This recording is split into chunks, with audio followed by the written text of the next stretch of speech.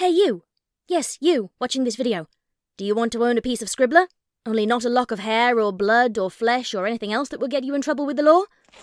Well, now you can, with t-shirts, hoodies, tote bags and mugs featuring Obab Scribbler at her Teespring store. You know you want to. I shall now stop talking in third person and send you on to the video. Be lovely to each other and enjoy the show!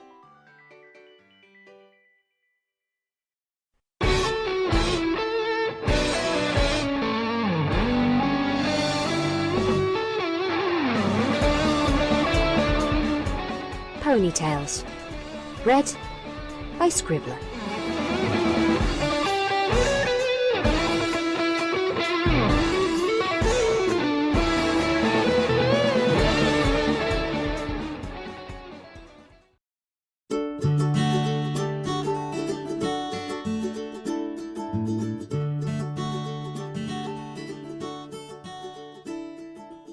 A Discordant Family by Plainwin.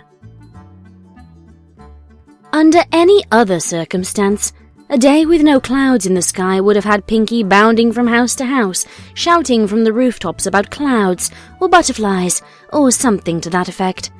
But not after her previous day's adventure.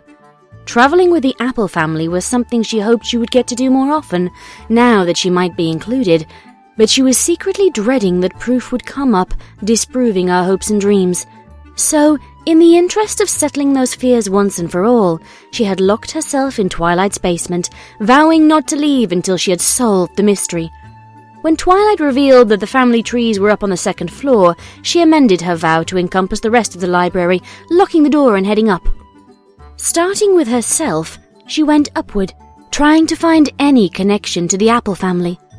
She found her way back to the blurred spot, but as a node for multiple families, she couldn't tell whether it said P-I-E or P-I. She really hoped it was her family of rock farmers who filled that spot, not the way less interesting mathematicians. She climbed up her family tree, keeping a sharp eye for any apples. While doing this, she visualized this task as a tree, with her as the trunk, and her family spreading out above her, branching and splitting.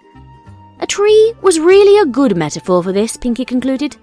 When they stopped for a meal, Pinkie would share her revelations to Twilight. Right before she fell into the trap of those first thoughts about the cupcakes waiting for her, she saw a small branch breaking away from her family and going nowhere. If Pinkie understood it correctly, that would mean that someone had no family. Deeply disturbed by this, Pinkie pulled a magnifying glass out with the whip of her mane and peered closely at the tiny tangent. With a gasp that made Twilight start 3 floors above, Pinkie blasted into the air with an accompanying salvo of fireworks that Twilight didn't have laying around. Genealogy really is better than a whole apple pie with a glass of chocolate milk? Staring at the newfound glass of said milk in her hoof, Pinkie turned towards the source of the snap, finding the Draconicus sprawled across a pile of books that had fallen off their shelves during Pinkie's broadside of explosives. Twilight, rushing downstairs to investigate the various exclamations, explosions, thuds, and tears in reality that had just occurred, stared first at the glass of chocolate milk she would have sworn she didn't own, then at the Draconicus that had only just arrived. She growled and stepped forward. You! Twilight exclaimed. After the mess you left us last time you were here, what makes you think you're welcome here? Or, for that matter, how are you here? I didn't summon you. Oh, Twilight, how naive you are! I am Chaos Incarnate! What makes you think I require summons, or would respond to one for that matter? Taking a sip from a glass of chocolate milk similar to Pinkie's, Discord shifted into a more comfortable position and grinned at Twilight. You certainly did last time I summoned you. Twilight smugly asserted, the sneer evident on her face. Why else would you come? What, and miss your merry little quest for friendship? What kind of friend would I be then? At this point, Discord had finished the glass and the milk, and turned towards Pinkie. So, have you been experiencing any of these symptoms? Unexplained senses, the ability to move incredibly far without moving very far at all, a disregard to physics, a disregard to police, a disregard to the physics police. Oh, I hate those guys, not a drop of humor between the bunch of them. The love for chocolate milk. etc.? At this, Twilight turned to stare at Pinkie. This did seem like Pinkie. Suspiciously so. She had always been extremely lucky, finding things out of Twilight's books faster than Twilight could, almost like a plot device character out of those novels Twilight had read.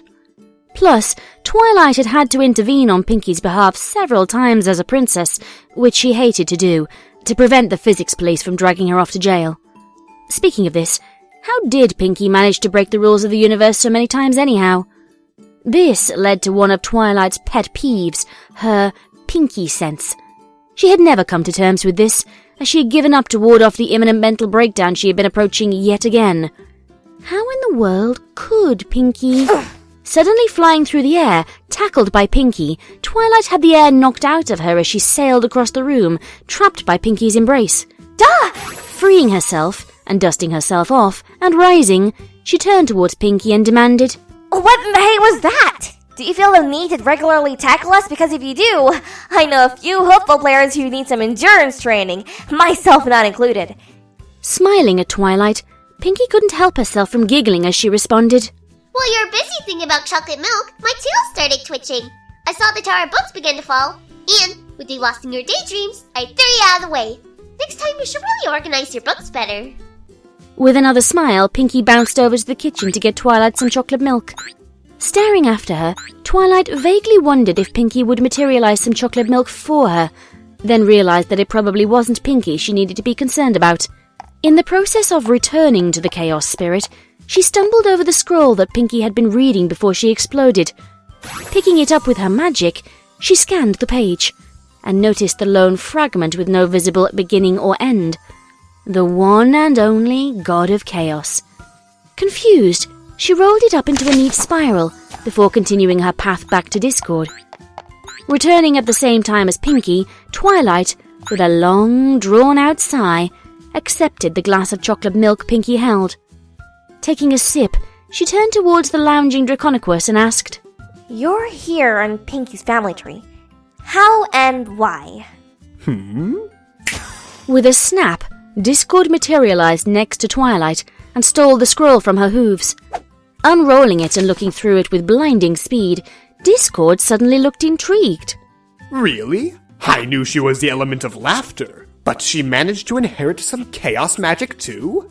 Oh, I knew there was something special about her from the very first episode. Thrown off by the sudden non sequitur, Twilight looked at Discord with a confused, Huh? Slipping out without her explicit permission. Oh, nothing, my dear Twilight. But what is important is that Pinkie is a descendant of one of the few great ponies that has earned the prize of a bit of chaos magic imbued in their family. Pinkie Pie, if I'm not mistaken, which I never am, is a descendant of Chocolate Pie, the inventor of the wondrous chocolate milk.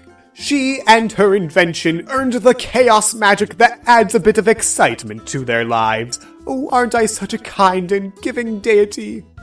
Glaring at Discord's arrogant grin, Twilight retorted, Okay, so this was just a message visit. Congratulations! Message received. Can you please leave before you cause any more widespread destruction to Ponyville? It gets annoying cleaning up after a while. Tired of widespread chaos, then? Oh, darn. Okay, but let me give Pinkie the second part of that gift. I hereby appoint Pinkamena Diane Pie to be the newly appointed goddess of physics and the newest princess of Equestria.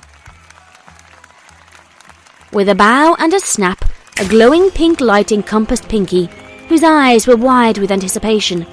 Twilight, realizing what was happening, and the chaos that would be caused by Pinkie being both a princess and ruler of physics in the universe, lunged towards Discord, who was grinning evilly, waiting for the perpetual chaos that he had caused. She charged up a magical blast and hoped that she wouldn't be too late. With a flash that she recognized all too well, she knew that she was. No! Was her last word before the transformation ended and the world flashed away.